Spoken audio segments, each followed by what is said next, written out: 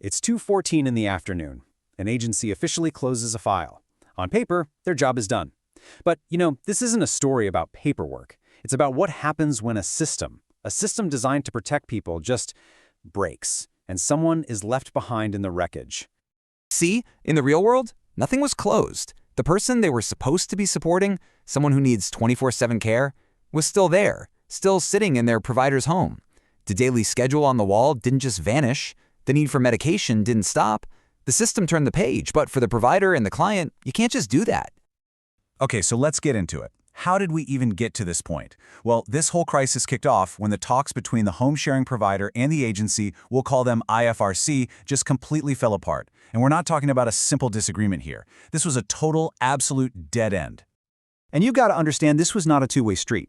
IFRC put a contract on the table that basically shoved all the risk onto the person actually doing the care. They flat out refused to change terms that were unreasonable, maybe even unlawful. They ignored emails, they ignored arguments from the provider, they even ignored the concerns of the client. And then they just shut the whole conversation down. End of story. And this is the moment where everything tipped over. IFRC sends out an official notice of termination. Game over. From their point of view, that means they're out. They're no longer the middleman, they're not in charge, and, this is the big one, they are no longer passing on the funding.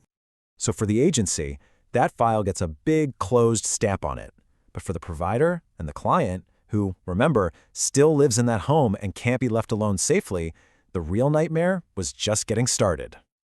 In a system that's actually working, a contract ending isn't supposed to be a 5-alarm fire. It's supposed to kick off a process, a planned transition. Let's take a quick look at how this is all supposed to work, in theory. The ideal way is super clear. It's logical. An agency gives notice, sure, but then it's their job to organize a smooth transition for the person they're supporting. They're supposed to create a plan, help find a new contractor, and make absolutely sure care continues safely without any interruption. It's all about a smooth handoff. And really, this quote says it all. No gaps, no cliff edges. The entire point of the system is to make sure a vulnerable person doesn't just fall through the cracks when the paperwork changes. At least, that's the theory. Okay, so now let's pivot from that nice, clean theory to what actually went down here. Because the reality? Well, it was a whole different story. To really get this, you have to look at the chain of responsibility. It's supposed to flow from the government, to the funder, an organization called CLBC, then down to the agency, IFRC, and finally to the provider and the client. But the very first link that snapped was the agency, IFRC. They just walked. And what they didn't do is maybe even more important than what they did. They didn't organize a transition. They didn't hand the client over to someone else. They didn't check in to see how the client was doing, or even just to make sure they were safe. They just left a huge gaping hole where their responsibility was supposed to be.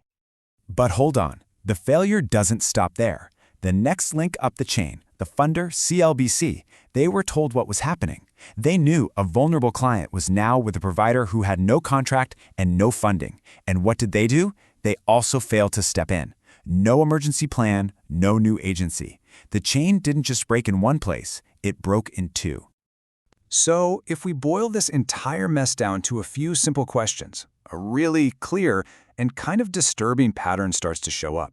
First up, who stops the contract? Simple. The agency IFRC. They did. All right, so the next obvious question, right? Whose job is it to plan the transition to make sure the client is safe? And the answer to that is the real gut punch. Nobody. The spot where a plan was supposed to be was just empty. Which brings us to the final and maybe the most important question of all. With the agency gone and the funders sitting on their hands, who's left actually doing the 24/7 work? The home-sharing provider, the one person with no official power, no contract, and no money, was left carrying the entire weight of this broken system. So let's really unpack what that means for the person left holding the bag. Because this isn't just an inconvenience. It's a truly impossible situation. It's a moral trap, set by the system's own failure to act. I mean, look at this. The provider is facing this impossible choice. Option 1, you stop providing care and you put the person living in your home, a person you care for, in immediate serious danger. Or option 2, You keep providing that care for free, burning through your life savings, destroying your own health with no end in sight. There is no good answer here. And here's the deepest irony in all of this. In that moment, the home sharing provider becomes the only part of the system that's still actually working. The very person abandoned by the bureaucracy is the only thing stopping a complete disaster for the client.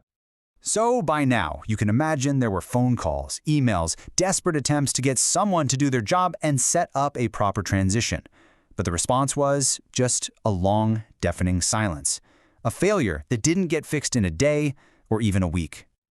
Let's put a number on the official response, shall we? The number of transition plans they provided, 0. The number of backup providers assigned, 0. The amount of emergency funding they activated, 0. Just a total and complete absence of support. So what happens when that silence isn't just for a few days? What if the answer you get from every single person whose job it is to protect a vulnerable person is nothing for 139 days? That is how long this was allowed to go on. In our next explainer, we're stepping right into that silence. We're going to look at what it really means, day in and day out, when a system walks away, but a provider refuses to. This is where the story really begins. This is day 1.